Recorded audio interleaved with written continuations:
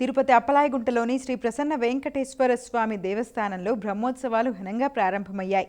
ఉదయం మిథున లగ్నంలో వేద మంత్రాల నడుమ ధ్వజపటాన్ని ఆవిష్కరించి బ్రహ్మోత్సవాలకు సకల దేవతలను ఆహ్వానించారు.